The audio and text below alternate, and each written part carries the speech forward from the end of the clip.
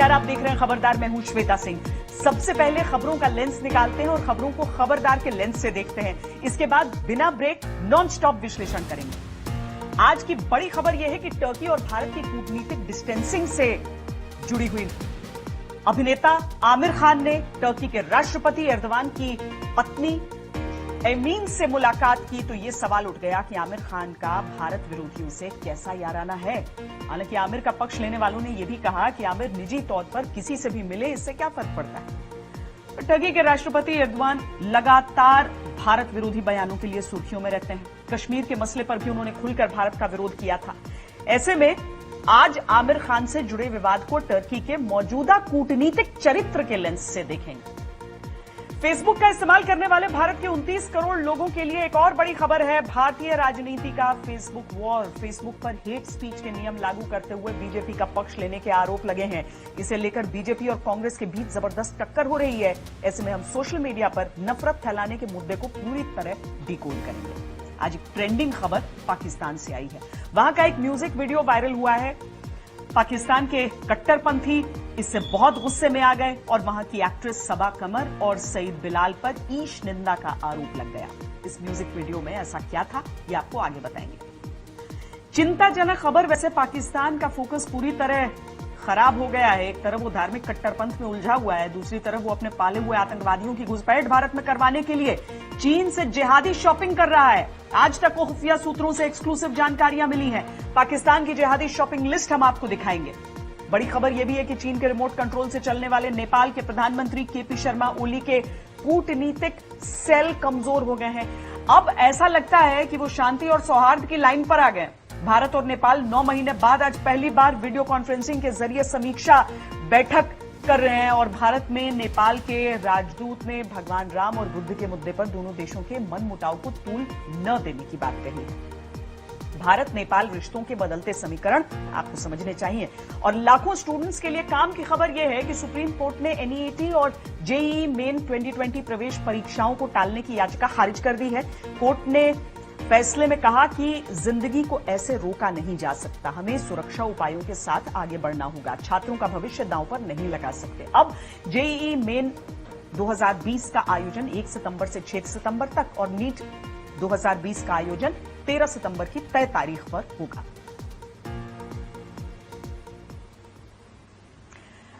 अभिनेता आमिर खान आज social media पर खूब ट्रोल हुए।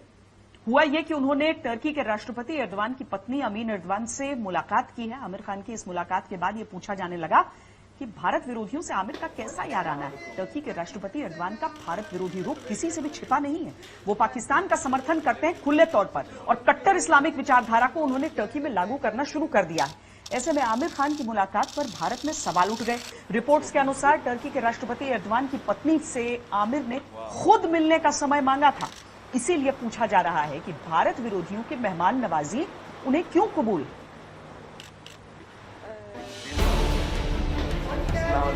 आमिर खान की मेहमान नवाजी कर रही इन मोहतरमा का नाम है एमिन एर्दोगान। जी, एमिन एर्दोगान, टर्की की फर्स्ट लेडी, टर्की के राष्ट्रपति रजब तैयब एर्दोगान की पत्नी।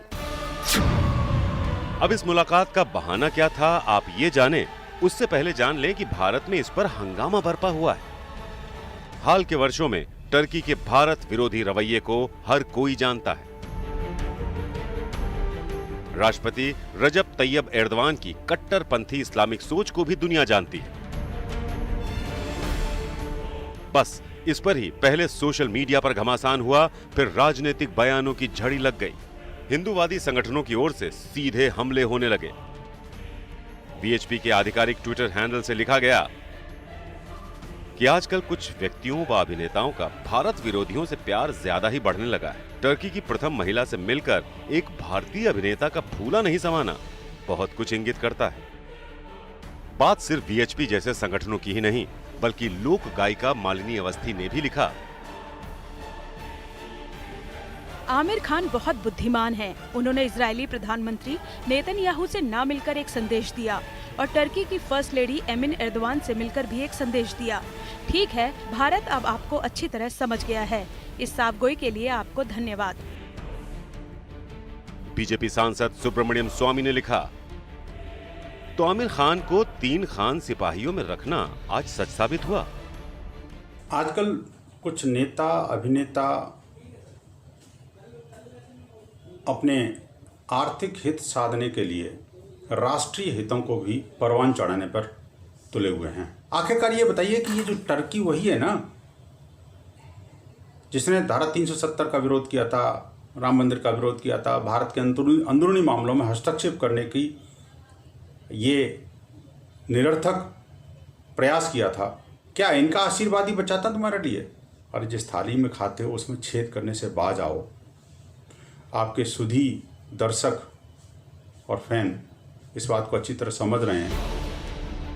टर्की के राष्ट्रपति की पत्नी से आमिर खान की मुलाकात पर हो रहे घमासान के बीच अब ये भी जान लें कि आमिर वहां गए क्यों हैं। आमिर अपनी फिल्म लाल सिंह चड्ढा की शूटिंग के सिलसिले में टर्की में है। बताया जा रहा है कि इस्तांबुल में राष्ट्रपति आवास हुबेर मैंशन में यह मुलाकात आमिर की ओर से भेजी गई दरख्वास्त पर हुई।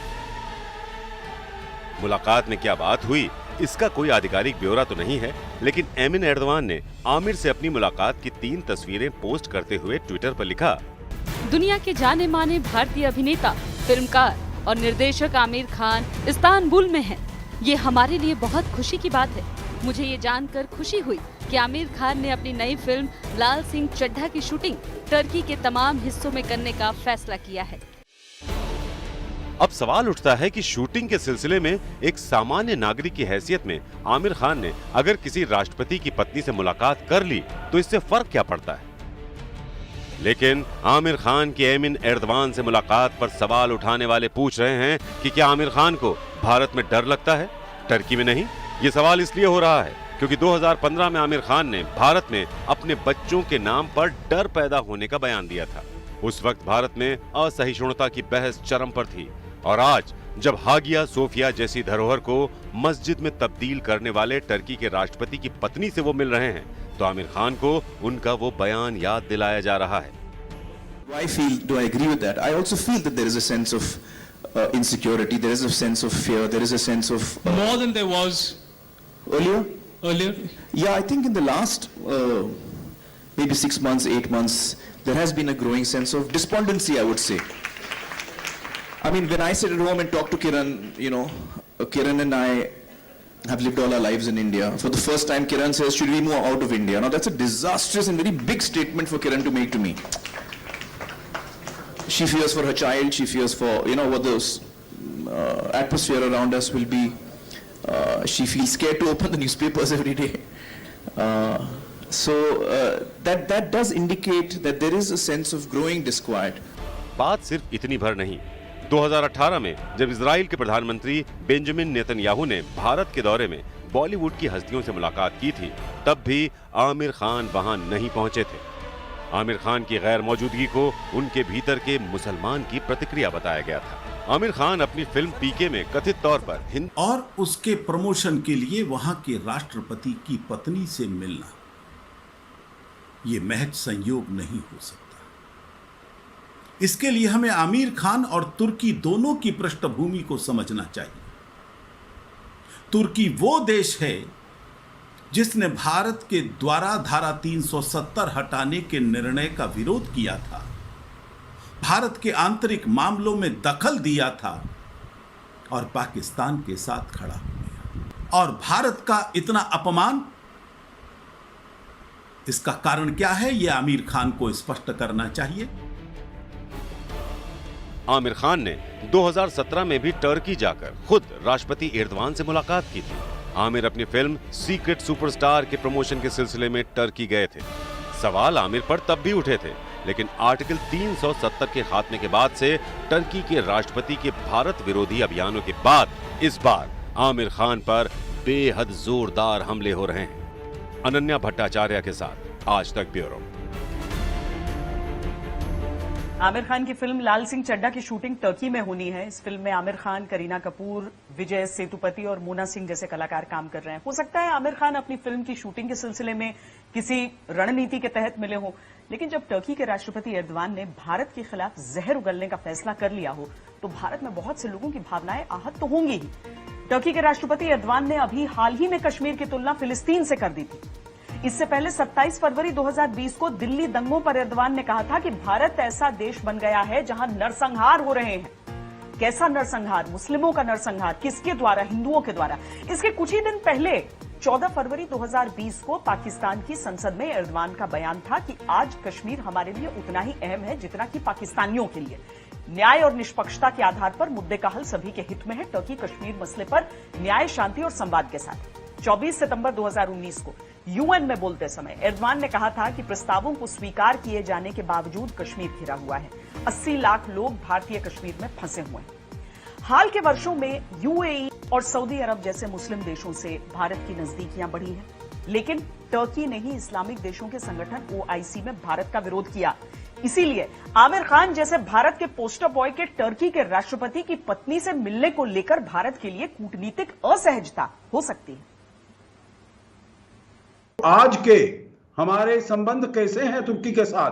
बिल्कुल अच्छे नहीं हैं, चाहे 370 के बारे में हो, चाहे कश्मीर के बारे में हो, चाहे पाकिस्तान में जब वो गए राष्ट्रपति एर्दोगान, तो हमारे संबंध बिल्कुल अच्छे नहीं हैं। और मैं तो ये कहूंगा, जो जब आमिर खान वहां पर जाते हैं इंडिविजुअल कैपेसिटी में नहीं जाते हैं, वो तो ही इज अ आइकॉन, आप बॉलीवुड के आइकॉन है। अगर कोई इंडिविजुअल कैपेसिटी में जाता तो मिस्टर एर्दोगान की बीबी उनसे मिलने में इतनी वो उनको शौक नहीं होता, और मिलकर वो इतनी तस्वीरें लेकर अपनी फेसबुक पर वो नहीं लगाती।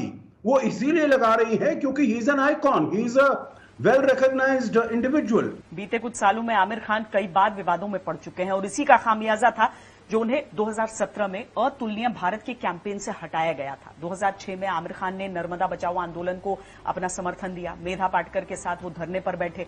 उनके इस कदम को लेकर उनका जबरदस्त विरोध हुआ था। गुजरात में उनकी फिल्में थिएटर में नहीं लगने दी गई थी। लेकिन आज जब आमिर खान नए विवाद में पड़े हैं तो उनके कुछ समर्थक भी हैं। कांग्रेस ने भी आमिर खान की ट्रोलिंग पर सवाल उठाया। I don't know Amir Khan at all, quite frankly. I'm a fan, but I don't know him at all. Now, who is meeting and what he is doing is perhaps his concern. If at all there is a reason, if at all he is being questioned for that, I think social media platforms will have to look into what sort of trolling are you okay with? I mean, should every move a man makes be questioned, be examined, be put under the scanner? I'm not so sure about that. वैसे आज जब आमिर खान की amine Erdogan से मुलाकात की खबरें आईं तो उसी समय कांग्रेस के नेता अभिषेक मनु सिंघवी का एक ट्वीट आया। उसमें उन्होंने लिखा था कि एर्दोगान खलीफा बनने की कोशिश कर रहे हैं। वो हमेशा भारत विरोधी रहे हैं और टर्की भारत में चरमपंथ की फंडिंग कर रहा है। टर्की भारत का सबसे बड़ा अदृश्य खतरा है। एर्दोगान या उनके किसी परिचित पर भरोसा नहीं कर सकते। हालांकि शाम होते होते उन्होंने कहा कि मेरा ट्वीट आमिर खान पर नहीं था। उन्होंने दूसरा ट्वीट करके लिखा कि मेरा सुबह 9:24 के ट्वीट से आमिर का लेना देना नहीं है, न तो उनका जिक्र किया न टैग किया। वो मेरा टर्की पर विचार है। आमिर का आजाद नागरिक है, वो किसी से भी मिल सकते हैं। पहले मुझे बताइए कि मैंने आमिर खान के विषय में कब किया ट्वीट, आप दिखा दें मेरे को अभी।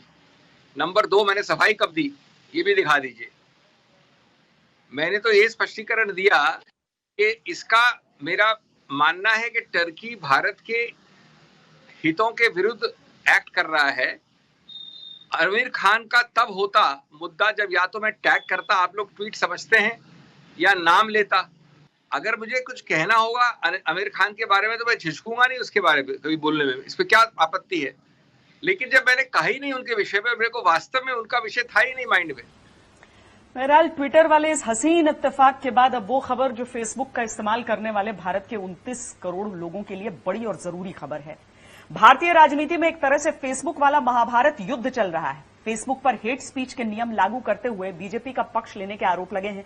इसे लेकर बीजेपी और कांग्रेस के बीच जबरदस्त टक्कर हो रही है। पूरा मामला अमेरिकी अखबार द वॉल स्ट्रीट जर्नल की एक रिपोर्ट से शुरू हुआ और अब इसने भारतीय राजनीति में कैसी आग लगा दी है, ये आप ध्यान से देखिए और समझिए।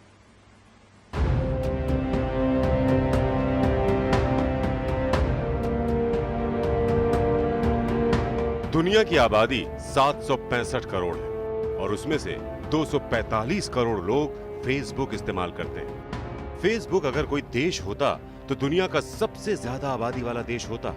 जाहिर है फेसबुक का प्रभाव सीमाओं के पार पूरी दुनिया को शिकंजे में लेने की ताकत रखता है। मनोरंजन, दोस्ती, रिश्ते, फैशन, खेल, ताक झांक, फेसबुक पर सब कुछ है। और इस सब कुछ में राजनीति भी है। राजनीति में बाजी मारने वाले सूत्र अब फेसबुक पर गढ़े जा रहे हैं। वोटों की फसल उगाने की सबसे उपजाऊ जगह बन चुका है फेसबुक। आपको पता भी नहीं चलता और फेसबुक आपके और आपके आसपास के हजारों लोगों के दिमाग पर, सोच पर और उनकी राय पर गहरा असर छोड़ देता है। इसीलिए फेसबुक पर राजनीतिक युद्ध हो रहे हैं और इनमें लेटेस्ट है कांग्रेस और बीजेपी का युद्ध। फेसबुक पर आरोप लगे हैं कि वो अपने फायदे के हिसाब से अपने नियमों को मोम की तरह पिघला देता है। 2015 में जुकरबर्ग और पीएम मोदी के पर्सनल टच की चर्चा होती थी, लेकिन अब आरोपों की आतिशबाजी हो रही है। अमेरिकी अखबार द वॉल स्ट्रीट जर्नल में प्रकाशित एक रिपोर्ट में दावा किया गया है कि फेसबुक पर बीजेपी नेताओं के हेट स्पीच वाले पोस्ट पर कार्रवाई नहीं होती। सरल भाषा में समझें तो बीजेपी नेताओं के भड़काऊ बयानों और पोस्ट को फेसबुक जानबूझकर हटाता नहीं है और फेसबुक का ऐसा करना उसके अपने ही नियमों के खिलाफ है। द वॉल स्ट्रीट जर्नल की रिपोर्ट में यह भी कहा गया है कि कंपनी की सीनियर इंडिया पॉलिसी एग्जीक्यूटिव आंखी दास ने तेलंगाना में बीजेपी के विधायक टी राजा सिंह द्वारा मुस्लिम समुदाय के खिलाफ किए गए ऐसे ही एक पोस्ट की आंतरिक समीक्षा प्रक्रिया को रोका। रिपोर्ट में कहा गया है कि आंखी दास ने कर्मचारियों को निर्देश दिया कि बीजेपी के नेताओं पर कार्रवाई से देश में कंपनी के कारोबारी हितों को नुकसान हो सकता है, लिहाजा ऐसा करने से वो बचें। मामला उस वक्त और ज्यादा विवादित हो गया जब कांग्रेस ने इस रिपोर्ट के आधार पर बीजेपी को पूरी तरह घेर लिया।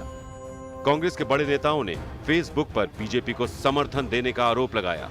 खुद राहुल गांधी ने फेसबुक पर बीजेपी और आरएसएस से गठजोड़ करने का आरोप लगाया। राहुल ने लिखा, बीजेपी और आरएसएस भारत में फेसबुक और व्हाट्सएप का नियंत्रण रखते हैं। इस माध्यम से ये झूठी खबरें और नफरत फैलाकर वोटरों को फुसलाते हैं। आखिरकार अमेरिकी मीडिया ने फेसबुक का सच सामने रख दिया है। राहुल के बाद प्रियंका ने फेसबुक पोस्ट के जरिए बीजेपी नेताओं और फेसबुक के अधिकारियों की सांठ-गांठ का आरोप लगाया। भारत के ज्यादातर मीडिया चैनल्स के बाद अब सोशल मीडिया की बारी है। बीजेपी नफरत और दुष्प्रचार फैलाने के लिए हर तरह के हथकंडे का इस्तेमाल करती थी और अब भी कर रही है। फेसबुक जो आम जनमानस की अभिव्यक्ति का एक सरल माध्यम है, उसका भी इस्तेमाल बीजेपी के नेताओं और कार्यकर्ताओं ने भ्रामक जानकारी और नफरत फैलाने के लिए किया है। राहुल प्रियंका के तीखे प्रहार के बाद तो कांग्रेस बीजेपी में तीखी नोकझोंक शुरू हो गई। आपकी जिम्मेदारी बनती है कि आपका प्लेटफॉर्म विषाक्त और जहरीला ना हो, क्योंकि कहीं पर जो फेसबुक का और व्हाट्सएप का बिजनेस इंटरेस्ट है इंडिया में, वो खुलकर सामने आ जाता है। फेसबुक का तो बिजनेस इंटरेस्ट की बात आंखी दास जी ने ही कर ली थी। व्हाट्सएप के 40 करोड़ यूजर हैं, वो पेमेंट लाइसेंस का वेट कर रहे हैं। जब वो पेमेंट लाइसेंस आएगा तो बड़ा प्रॉफिट यहाँ से फ्लो करेगा, इसलिए वो अपनी आंखों पे पट्टी बांधे रखते हैं। तो कहीं ना कहीं ये तार जो है ये बहुत जुड़े हुए हैं। इन बिंदुओं को जोड़कर एक बड़ी पिक्चर देखने की बहुत जरूरत है। उसी 2019 के चुनाव से पहले कांग्रेस पार्टी कैम्ब्रिज एनालिटिका के साथ मिलकर फेसबुक पे लोगों के डेटा को मैनिपुलेट करने का प्रयास कर रही थी, सिर्फ इसलिए ताकि चुनाव में उनको फायदा हो सके और लोग उनको वोट दें। तो क्या ये कहना उचित होगा कि फेसबुक कांग्रेस पार्टी का कोई गठजोड़ है? नहीं, इसमें तो सच्चाई है। राहुल जी जो कह रहे हैं वो पूर्णतः सच बात कह रहे हैं और इसमें ज्वाइंट पार्लियामेंट्री कमेटी को देखना चाहिए। चंद दिनों पहले वो कह रहे थे कि हम लोग तो ईवीएम मशीन भी कंट्रोल करते हैं, इलेक्शन कमीशन भी कंट्रोल करते हैं, सुप्रीम कोर्ट भी कहीं ना कहीं धराशायी हो गई है, इंडिया की आर्मी जो है वो भी उचित काम नहीं कर रही है। आप बताइए, पूरे हिंदुस्तान में सब कुछ बिका हुआ है, सब कुछ खराब है। जहां तक सांठगांठ का सवाल है और कंट्रोल का सवाल है, मुझे लगता है कि राहुल गांधी कांग्रेस के ऊपर ही कंट्रोल नहीं कर पा रहे हैं। कंट्रोल से बाहर कांग्रेस जा रही है और उसका प्रलाप राहुल गांधी कर रहे हैं। बीजेपी के पक्ष में फेसबुक की सियासी फील्डिंग का आरोप जब तूल पकड़ने लगा तो केंद्रीय मंत्री रविशंकर प्रसाद ने भी पलटवार किया। हारने वाले जो लोग अपनी ही पार्टी के लोगों को प्रभावित नहीं कर पाते, वही रोते रहते हैं कि पूरी दुनिया पर बीजेपी और आरएसएस का नियंत्रण है। चुनावों से पहले आप कैम्ब्रिज एनालिटिका और फेसबुक के साथ सांठ-गांठ कर डेटा को हथियार बनाते रंगे हाथ पकड़ लिए गए थे और अब आप हम पर सवाल उठाने का दुस्साहस कर रहे हैं। भारतीय राजनीति का फेसबुक वॉर पहले पर्दे के पीछे चलता था, लेकिन धीरे धीरे ये जंग पहले से बड़ी और पहले से ज्यादा सार्वजनिक होती जा रही है। आज तक ब्यूरो। इस बीच फेसबुक ने अपनी तरफ से सफाई भी जारी कर दी है। फेसबुक के प्रवक्ता ने बयान जारी किया है, हम हिंसा को उकसाने वाले हेट स्पीच और कंटेंट को प्रतिबंधित करते हैं। हम ये देखे बिना इन नीतियों को दुनिया भर में लागू करते हैं कि किसी की क्या राजनीतिक हैसियत है या वो किस दल से जुड़ा है। हम निष्पक्षता और सटीकता को सुनिश्चित करने के लिए नियमों को और धारदार बना रहे हैं। साथ ही हम अपनी प्रक्रियाओं की नियमित रूप से ऑडिटिंग भी करते रहते हैं। हमारी हेट स्पीच की पॉलिसी फेसबुक और इंस्टाग्राम दोनों पर लागू होती है। यहां आपको यह भी बता दें कि फेसबुक इंडिया की अधिकारी जिस पर बीजेपी के पक्ष में फेसबुक पोस्ट को प्रभावित करने का आरोप लगा है वो कौन है? फेसबुक की इस अधिकारी का नाम है अंकी दास और ये फेसबुक इंडिया की पब्लिक पॉलिसी डायरेक्टर हैं। अंकी दास अक्टूबर 2011 से फेसबुक के लिए काम कर रही हैं। वो भारत में कंपनी की पब्लिक पॉलिसी की प्रमुख हैं। अंकी दास को टेक्नोलॉजी सेक्टर में लोक नीति और रेगुलेटरी अफेयर्स में 17 साल का अनुभव है। अंकी दास मीडिया में लेख लिखती रही हैं। फेसबुक से पहले वो भारत में माइक्रोसॉफ्ट की पब्लिक पॉलिसी हेड थी। आज अंकी दास ने दिल्ली पुलिस के साइबर सेल में शिकायत दर्ज कराई है। अपनी शिकायत में अंकी दास ने कहा है कि उन्हें धमकी दी जा रही है।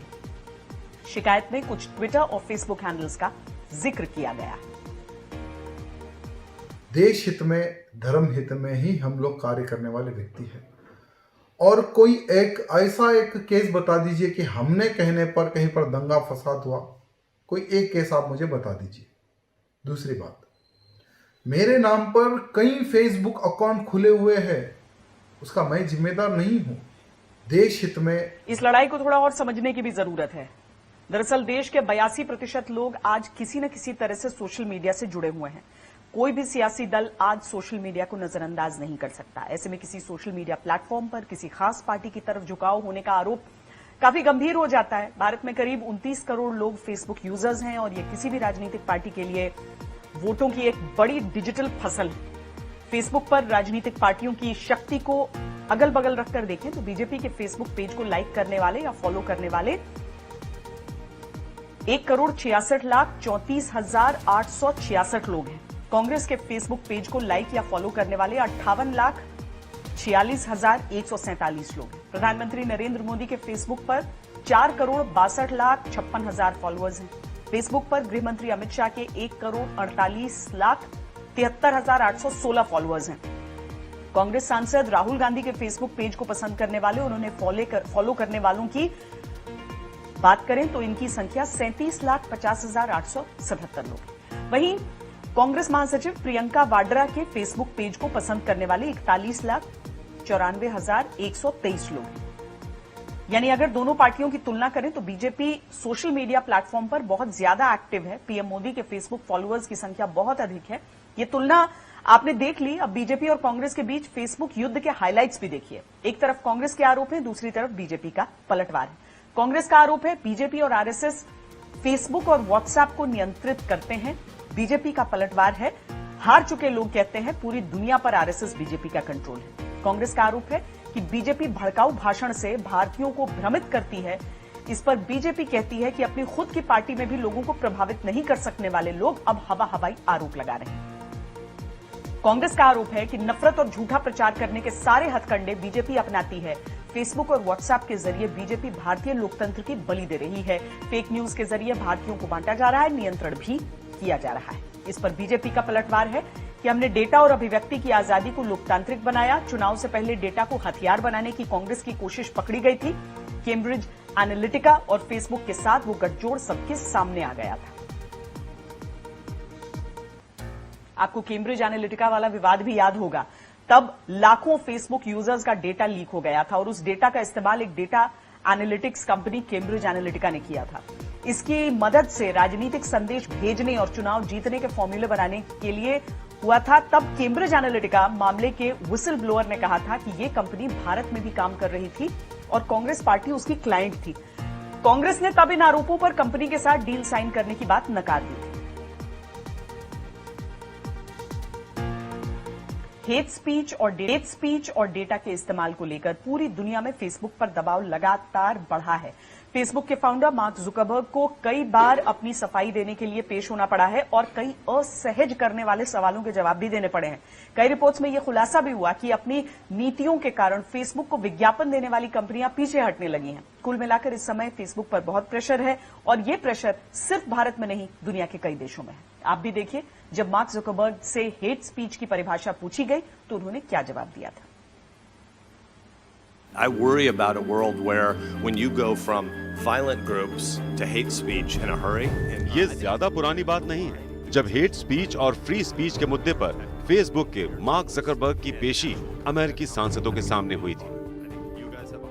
I worry about a world where when you go from violent groups to hate speech in a hurry, in one of your responses to one of the opening questions, you may decide, or Facebook may decide, it needs to police a whole bunch of speech. तब Facebook के founder Zuckerberg से hate speech की परिभाषा पूछी गई थी। Can you define hate speech? Senator, I think that this is a really hard question, and I think it's one of the reasons why we struggle with it. There are certain definitions that we have around, calling for violence or. Let's just agree on that.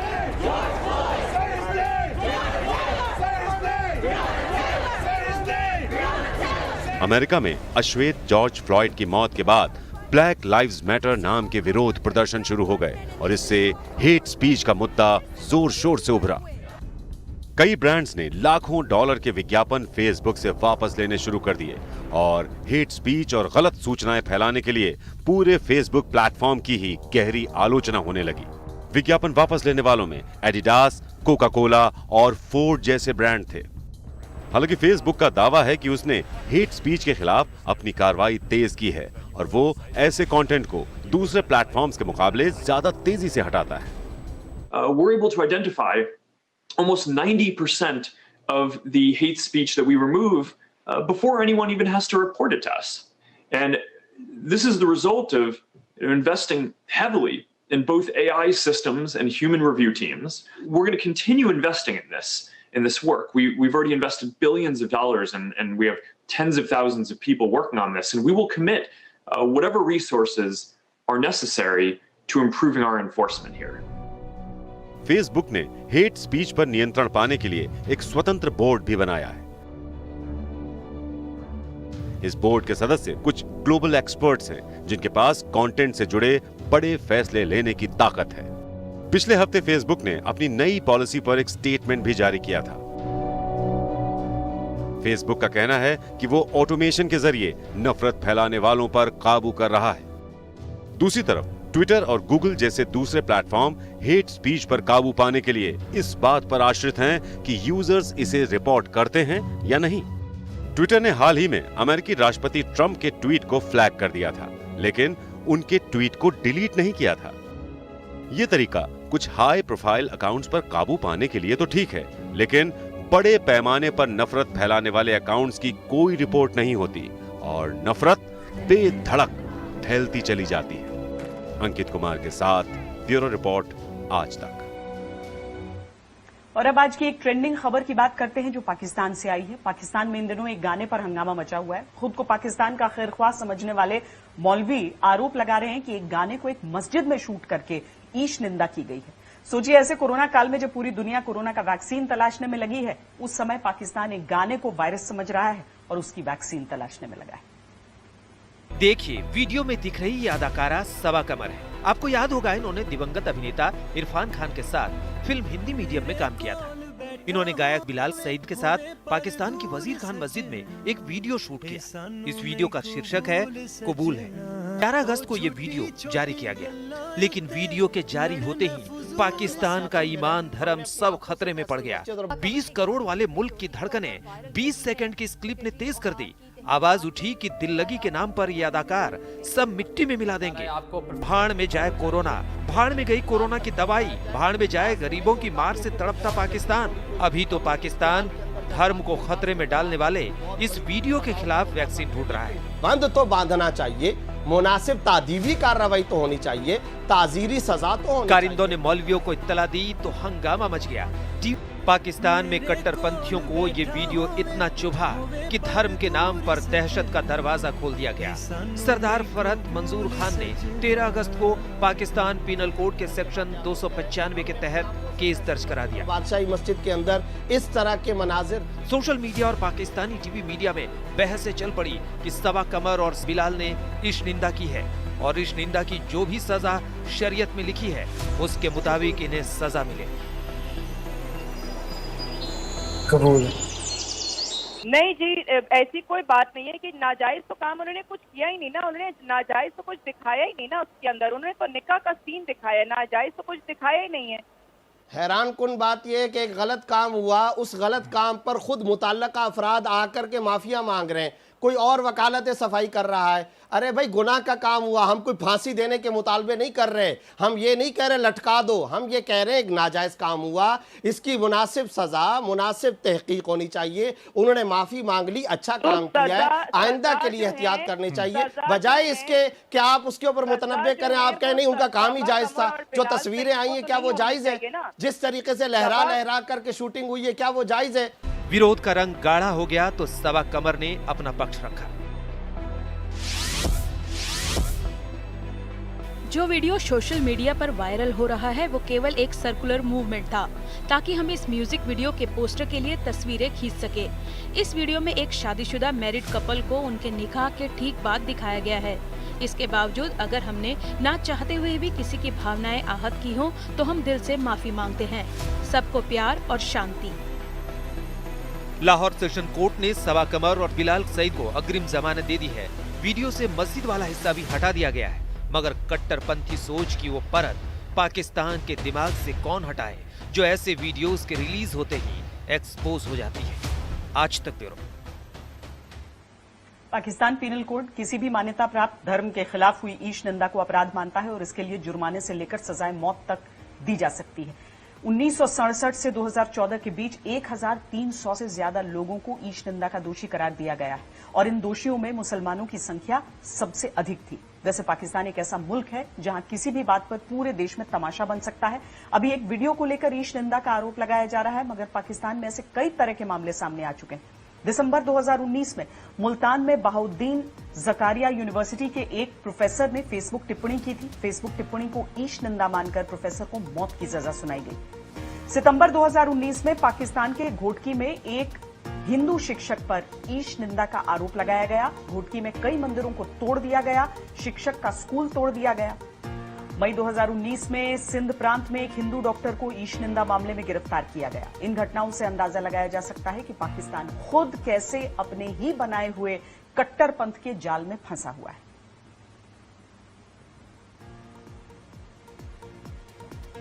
अब बात चीन और पाकिस्तान की साझा साजिश की।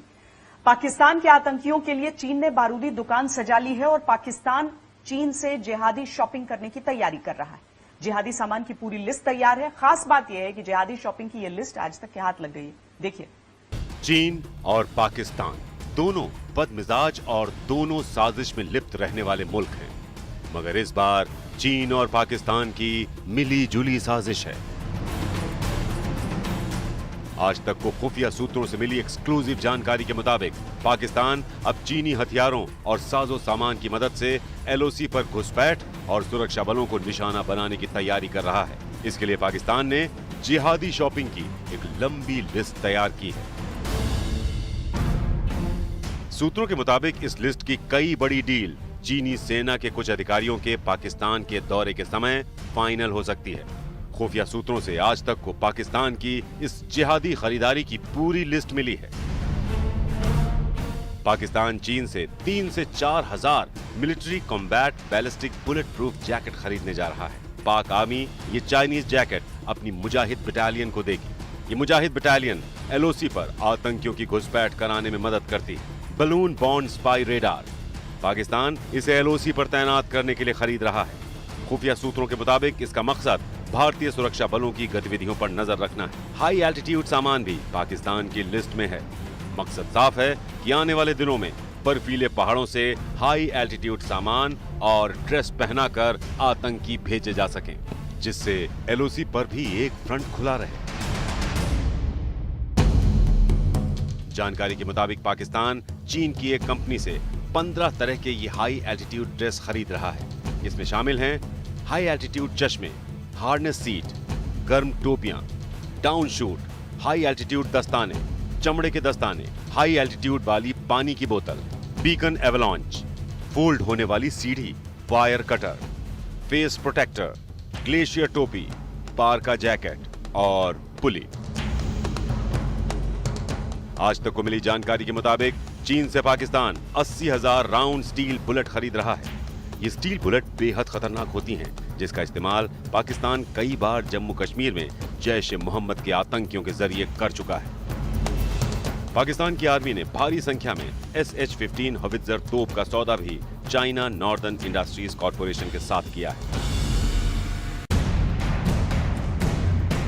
Report से यह खुलासा हुआ है कि चीन नवंबर-दिसंबर 2020 तक पाकिस्तान को हथियारों से लैस CH-4 ड्रोन सौंप देगा। CH-4 ड्रोन से सीमा पर जासूसी का बड़ा प्लान पाकिस्तान ने तैयार किया है। सोचिए, पाकिस्तान के घर में रोटी के लाले पड़े हैं, न नौकरियां हैं, न दवाइयां हैं, न स्कूल, हर तरफ बेरोजगारी की बाढ़ है। मगर पाकिस्तान वो सब देखने के बजाय चीन के साथ षड्यंत्र बनाने में व्यस्त है। जितेंद्र बहादुर सिंह, दिल्ली, आज तक। नेपाल की नक्शेबाजी के दिन बीत गए। आज 9 महीने बाद वो बातचीत की टेबल पर आ गया है और वीडियो कॉन्फ्रेंसिंग के जरिए दोनों देशों के बीच समीक्षा बैठक हुई है। और इसके साथ ही भारत में नेपाल के राजदूत ने भगवान राम और बुद्ध के मुद्दे पर दोनों देशों के मनमुटाव को तूल न देने की बात कही। ये सारी बातें सुनकर यही लगता है कि अब तक चीन के रिमोट कंट्रोल से चलने वाले नेपाल के प्रधानमंत्री केपी शर्मा ओली के कूटनीतिक सेल कमजोर हो गए हैं। हो सकता है चीन का रिमोट काम न कर रहा हो, और यह भी हो सकता है कि चीन का मोहरा बनने के बजाय नेपाल अपना मतलब निकाल रहा हो और चीन और भारत दोनों से फायदा उठाने की नीति पर चल रहा हो। भारत नेपाल रिश्तों के बदलते समीकरण आपको समझने चाहिए। ये नेपाल के प्रधानमंत्री केपी शर्मा ओली हैं, चीन के परम भक्त। इन्होंने पूरे जोर शोर से कहा था कि असली अयोध्या नेपाल में है, भगवान राम नेपाल के हैं। इतना ही नहीं, भगवान बुद्ध पर भी नेपाल का ही कॉपीराइट है। ओली का चीन प्रेम उस समय सामने आ गया था जब उन्होंने उत्तराखंड के काला पानी, लिपुलेख और लिम्पियाधुरा को नेपाल का बता दिया था।